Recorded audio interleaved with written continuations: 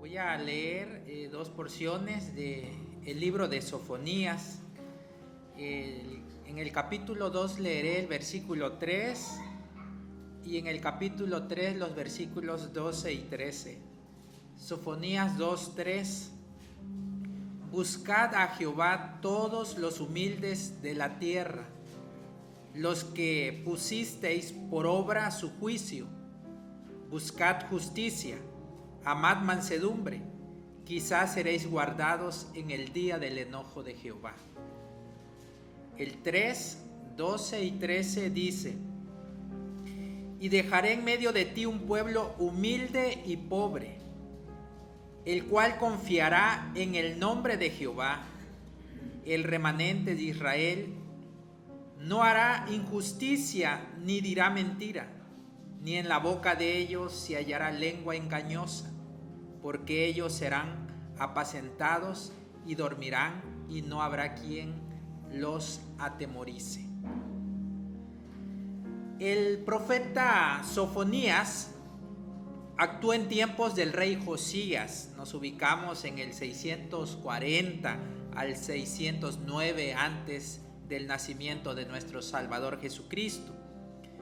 Este profeta, en su ministerio de portador de la palabra de Dios, insistió en la necesidad de la justicia, atacó la idolatría, los abusos de las autoridades y también anuncia el día del enojo de Jehová, el castigo divino que llegaría por la infidelidad de la nación.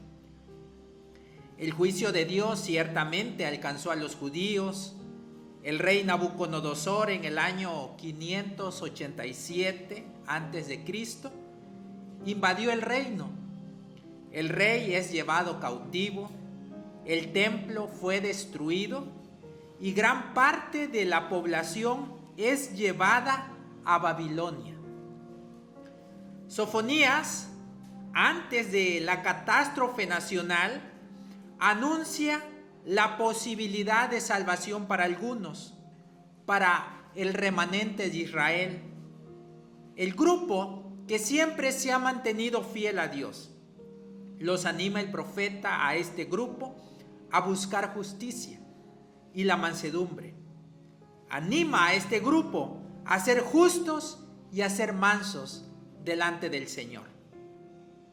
El profeta describe a este resto como humilde y pobre. Eso hemos escuchado en la palabra. Estos confían en Jehová. Este remanente, contrario al resto de la nación, han elegido la justicia como estilo de vida. En sus palabras no se encuentra engaño porque se conducen con verdad. Ellos no se quedarán sin pastor. Su pastor es Jehová.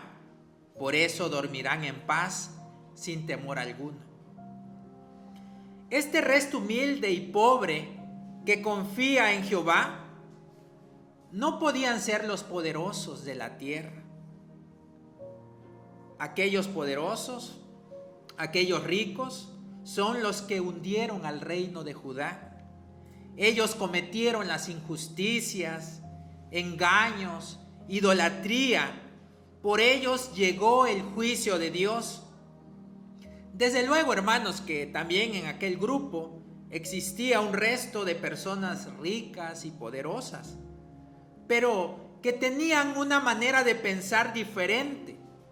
Ellos no engañaban, no despojaban, no oprimían. Su poder y su riqueza estaba al servicio de Dios y de su prójimo. Ellos cumplían la ley de Dios. Ellos eran pobres en espíritu. El texto de Sofonías describe las virtudes del resto santo de Israel y se anticipa a la predicación de nuestro Señor Jesucristo en las bienaventuranzas. Y ahora nos podemos trasladar a Mateo capítulo 1, versículos del 1 al 12. Dice nuestro Señor Jesucristo en su palabra: viendo la multitud, subió al monte y sentándose vinieron a él sus discípulos. Y abriendo su boca les enseñaba diciendo: bienaventurados los pobres en espíritu, porque de ellos es el reino de los cielos. Bienaventurados los que lloran, porque ellos recibirán consolación. Bienaventurados los mansos, porque ellos recibirán la tierra por heredad. Bienaventurados los que tienen hambre y sed de justicia, porque ellos serán saciados. Bienaventurados los misericordiosos, porque ellos alcanzarán misericordia. Bienaventurados los de limpio corazón, porque ellos verán a Dios. Bienaventurados los que padecen persecución por causa de la justicia, porque de ellos es el reino de los cielos. Bienaventurados sois cuando por mi causa os vituperen y os persigan y digan toda clase de mal contra vosotros mintiendo. Gozaos y alegraos, porque vuestro galardón es grande en los cielos, porque así persiguieron a los profetas que fueron antes de vosotros. Como Moisés con los mandamientos, Jesús también va a subir al monte. Lleva consigo a sus discípulos y les dio las bienaventuranzas que servirán como un manual de conducta para la iglesia. En el Sermón del Monte, los discípulos reciben la palabra, reciben la voluntad de Dios. La iglesia escucha cómo debe de vivir. Las bienaventuranzas deben entenderse como un anuncio profético a la iglesia de lo que Dios espera de nosotros y de lo que nos ofrece. Los profetas hablaron a Israel. En el Sermón del Monte, nosotros, y particularmente en las bienaventuranzas, nosotros escuchamos una palabra profética donde Dios revela lo que espera de su iglesia y de lo que también le promete a su iglesia. A la mayoría de nosotros nos gustaría que las cosas mejoren, que la sociedad mejore, que el mundo mejore. Quizás esperamos que los cambios vengan de otra parte. Quizás pensamos que los cambios van a darse cuando cambien los poderosos de la tierra. Esperamos el cambio desde arriba. Pero los cambios deben comenzar con nosotros. Desde abajo, desde la gente sencilla, gente humilde, en nuestra vida, en nuestro hogar, en nuestra iglesia. Ageo 2:3 ha dicho: buscad a Jehová todos los humildes de la tierra. ¿A quién se dirige Ageo? A los pobres, a los humildes, a los sencillos. ¿A qué clase de gente se dirigiría nuestro Señor Jesucristo? ¿Quiénes subieron al monte con Él para oírle? No era una sociedad, no eran personas bien educadas, ni las más santas. La mayoría que sube con Jesús al monte era gente común, algunos curiosos. Algunos no tenían mayor interés que ver lo que Jesús hacía y decía.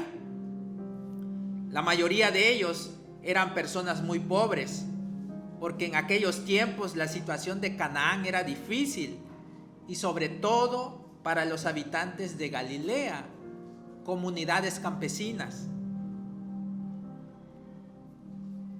Además, hermanos, esta predicación se está llevando a cabo ¿dónde? En Galilea de los gentiles, adjetivo que era un insulto, tierra de paganos. La audiencia era gente común, algunos buenos, otros malos, algunos querían practicar la justicia, otros no la tomaban en cuenta. Las enseñanzas más hermosas de Cristo tienen como audiencia a estas personas, porque Dios nos ama a todos y nos quiere salvar a todos, pero comienza con los humildes y pobres, a los que todo mundo ignora.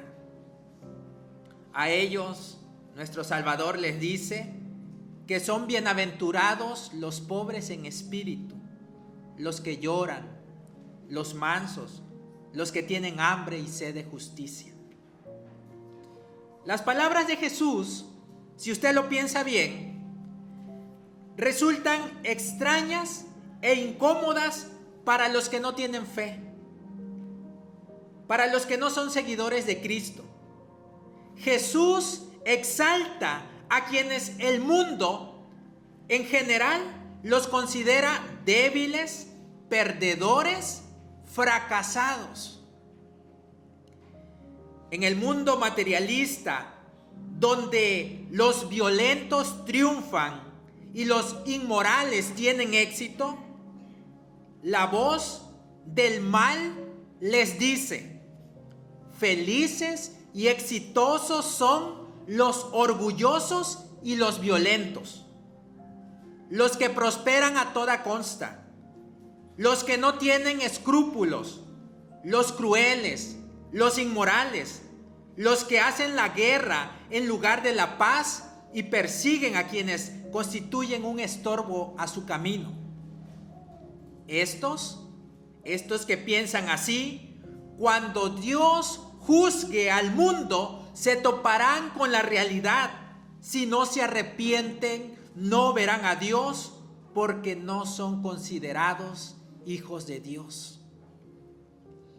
A los que el mundo ve como fracasados, Jesús les promete recompensas que trascienden lo material. Ellos en verdad son bienaventurados. Ellos en verdad son felices, porque de ellos es el reino de los cielos. Ellos serán consolados. Ellos sí verán a Dios. Jesús presenta un mensaje y un camino diferente al mundo.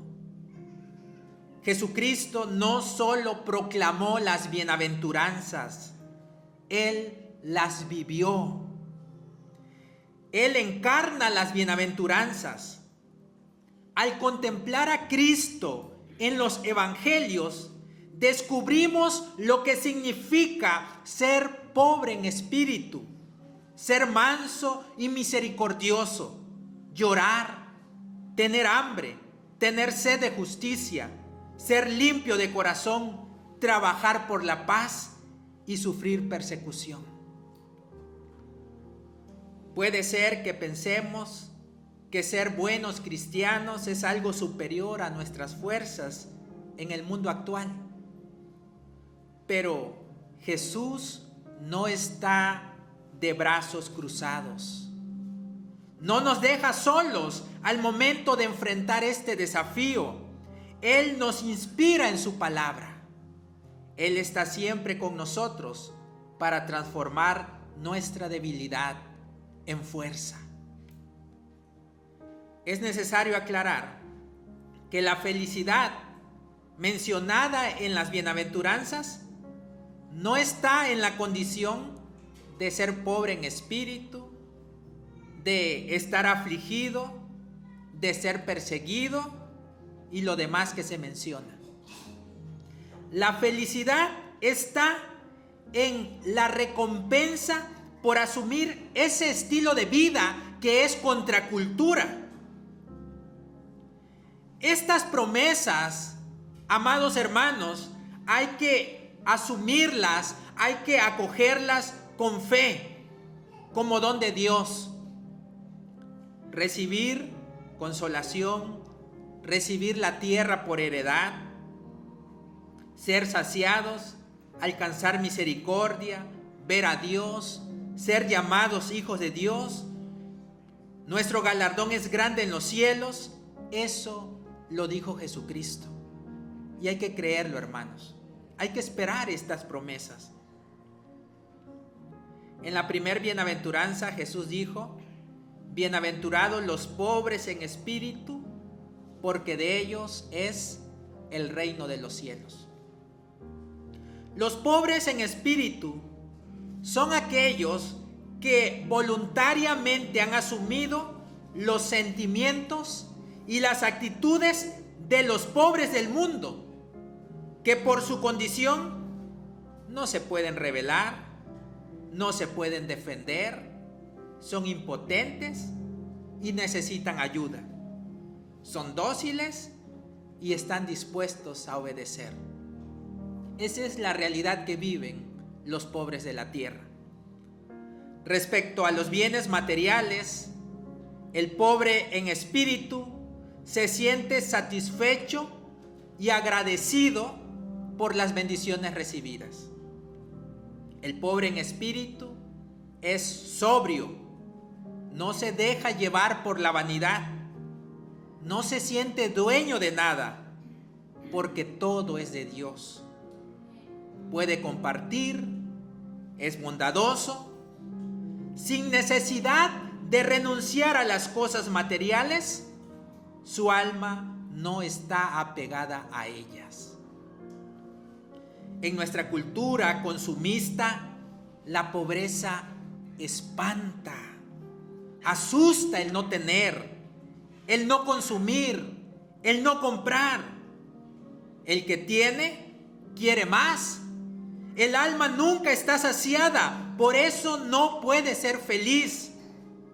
El camino a la felicidad es asumir la pobreza espiritual.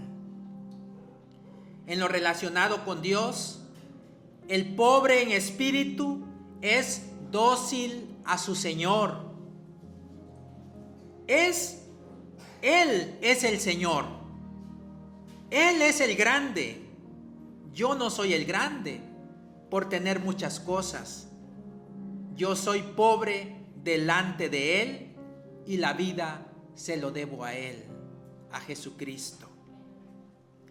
El pobre en espíritu, en relación con sus hermanos, escucha con respeto y acata las decisiones de los otros. Él es pobre, no es el que manda, no es el que tiene el poder, es el que obedece. ¿Cuánto mejoraría nuestra sociedad? ¿Cuánto mejorarían las familias, la iglesia, si hubiesen más pobres en espíritu? Las bienaventuranzas nos exhortan a una regeneración interior. Solo si asumimos este estilo de vida, podremos tener el mismo sentir que tuvo Cristo Jesús. Hemos leído Sofonías 3, 12, 13. Allí la palabra de Dios dice: dejaré en medio de ti un resto pobre y humilde. ¿A quién salva nuestro Dios? ¿A quién bendice nuestro Dios? A los pobres y humildes. Ya desde el Antiguo Testamento, los destinatarios directos de la salvación de Dios son los pobres y humildes de corazón. Ellos son el resto de Israel, cuyas manos están vacías y solo esperan la salvación de Dios.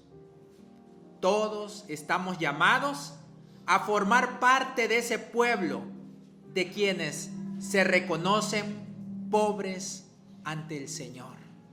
Pobre ante el Señor es aquel que necesita todo de Dios. Si usted necesita todo de Dios, le invito que se ponga de pie, oremos al Señor y dígale: Padre, me presento delante de ti como pobre en espíritu, porque todo lo necesito de ti. Gracias, Dios, por la palabra.